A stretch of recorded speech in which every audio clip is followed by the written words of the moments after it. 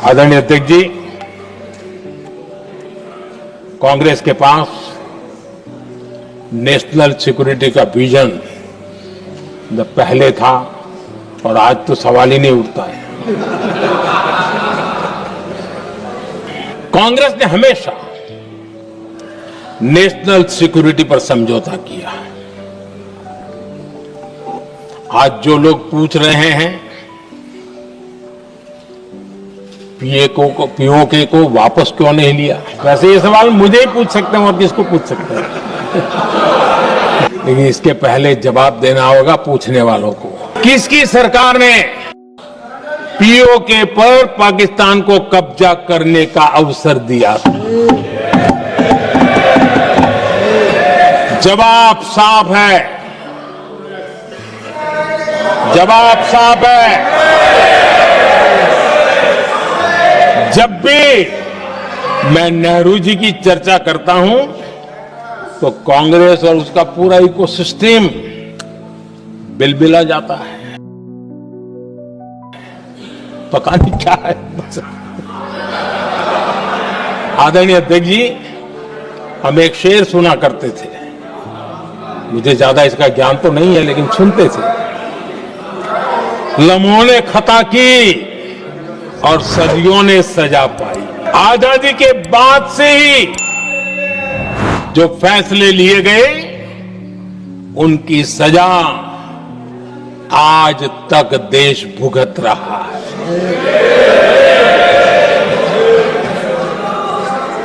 यहां बार बार एक बात का जिक्र हुआ और मैं फिर से करना चाहूंगा। अक्साई चीन की उस पूरे क्षेत्र को बंजर जमीन करार दिया गया, ये कहकर के तो बंजर है। देश की 38,000 वर्ग किलोमीटर जमीन हमें खोनी पड़ी।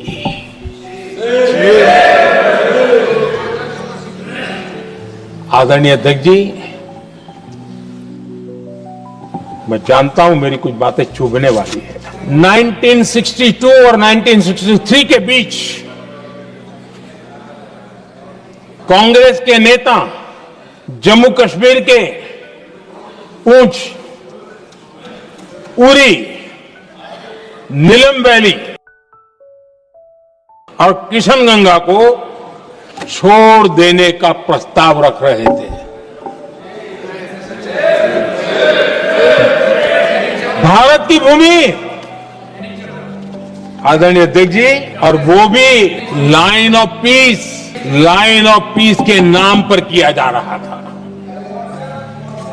1966 रण ऑफ कच्छ पर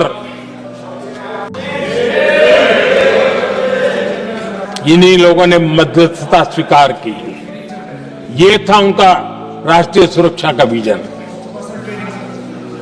एक बार फिर उन्होंने भारत का करीब 800 वर्ग किलोमीटर क्षेत्र पाकिस्तान को सौंप दिया, जिसमें छड़बेट भी शामिल है, कि कहीं उसको छड़ा बेट भी कहते हैं।